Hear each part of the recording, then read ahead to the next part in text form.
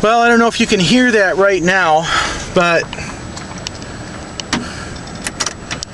it sounds like a barrel of pop rocks when you turn the steering wheel. And I'm going to try to back it in. Can't see out the windshield real well. And I apologize that it's dark, but this is usually the time that I get to do videos because just because of stuff during the day. It's like I actually have a day job, sort of. Not. But I will. Very soon. Okay. Anyway. Here's our Dodge. Mileage on this is, of course, 82311. I took it around for a spin today. Took it around the block. This is the first time I've driven this car in over 2 weeks. I had to park it because the exhaust was bad. Of all things, let me show you.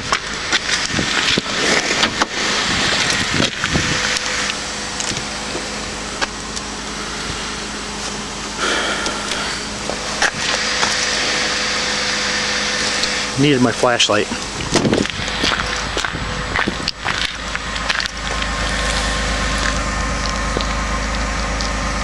So what's an exhaust leak? Well, I can tell you that I was just in my car for that few minutes and I started getting lightheaded. More lightheaded than usual. You see all that black stuff on that pipe right there? That's all carbon leaking out. See all that black stuff on the muffler? That's all carbon. That's an exhaust leak. All this water over here on this first joint right here, in this first joint, this is where I had Muffler Man weld it. No guarantee, of course. Didn't do a real good job. That's all leaking. And then right in the joint of the muffler, that's all leaking. Yeah, I'm the one who put this exhaust system on. Note to self, never put an aftermarket exhaust system on a vehicle. Put something on here that fits. My bad.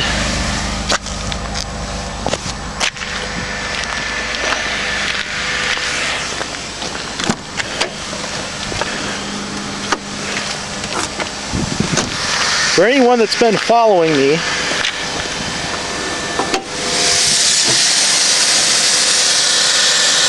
it's still got the wonderful 2.7 liter engine.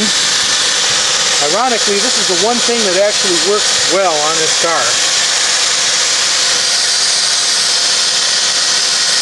Except we have a missing hose right here. I broke that, monkeying around with it, so that's going to have to be replaced.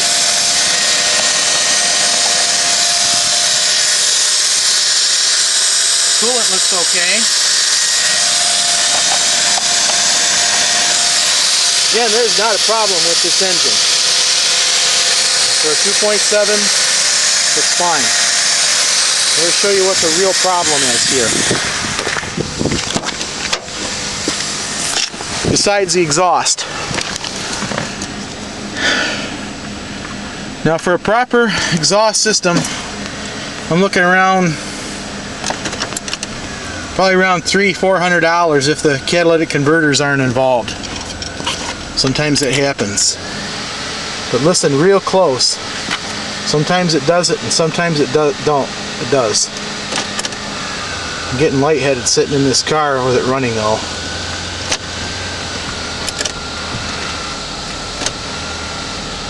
Now that sound is normal on a Chrysler transmission. That's not a problem. And of course it's not going to cooperate for me. Let's try this.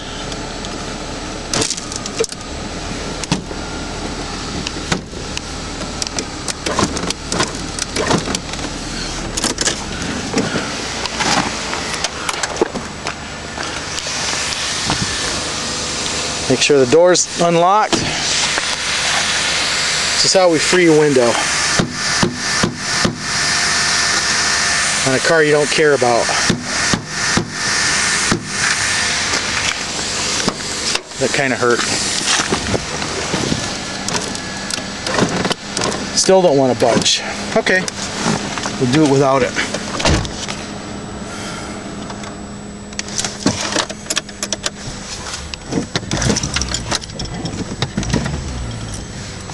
Now I have to be kind of careful because there is a car behind me.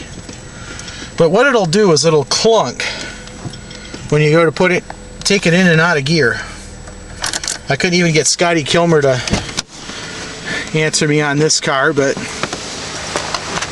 I already know it's a transmission anyhow.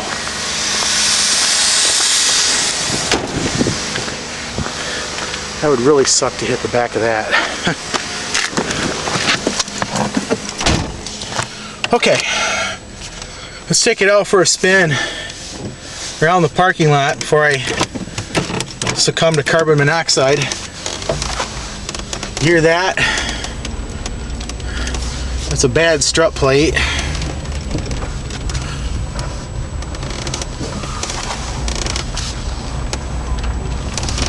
It's not so bad driving it with the steering, but it's kind of hard for me to turn this with one hand. I don't know if you can see it or not. But anyway, very, very hard to turn it by hand. And I've seen strut plates last a long, long time. This is the second pair I've put on this car. And because they all have that plastic bearing in there, they're all basically junk before they even get out of the box. Okay, let's try it now.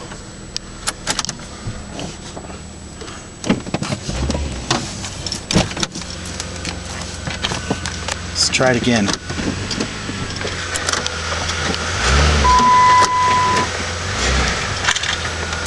Well, there is a noise. I don't know if you can hear it, but I certainly can.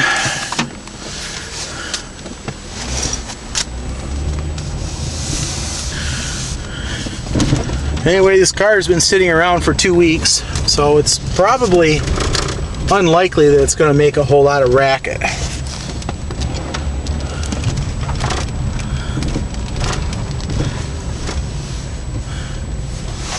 When I first bought it, and a year or two afterwards, it rode fine. One coworker of mine, former coworker of mine, actually said that it rode like a Buick.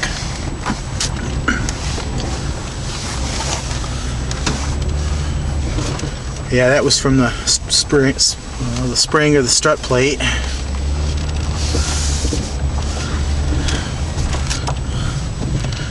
Again, really, the body is in good shape, but I can't keep the mechanicals working on it. I also have a code 0441 or a 0442 alternately when I turn off the light, and that could be from that broken hose, and it could be from a faulty gas cap, but I have replaced that once already. So I've checked out the rest of the system, and the only thing I think it could be, maybe the computer. Without a professional diagnosis, it's really tough to diagnose a computer problem with these cars, with any OBD2 car. Let's see if we can get the transmission to act up again. Sure be nice if this window would open up so I could do this properly.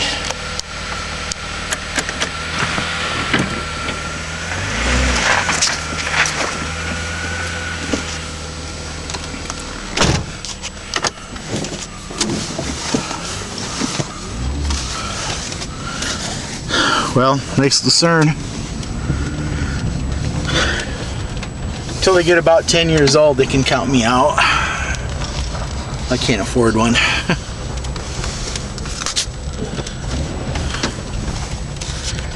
Try to do a video now, and this piece of hinky doesn't want to work very well.